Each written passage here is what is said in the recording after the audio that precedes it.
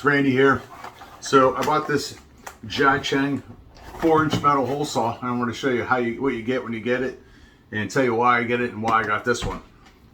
And so here it is. It comes packaged just like this, shipped in a small box, or it might have come in a padded mailer. I'm not sure. I don't remember, but it arrived safely. Really can't damage these things too bad in shipment.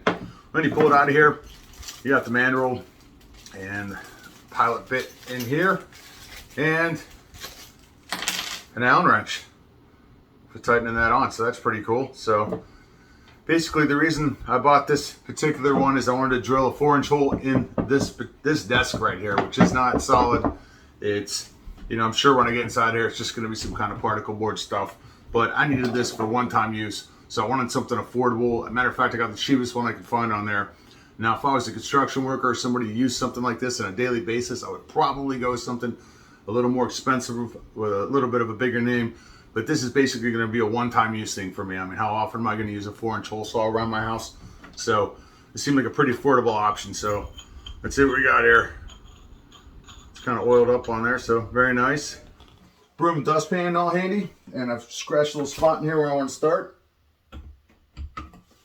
Got my safety glasses on. Do I?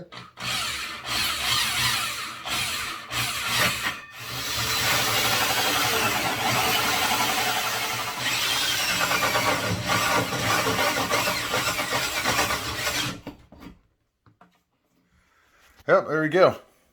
4-inch hole saw cut through there. Got a little bit of a little bit of break apart here.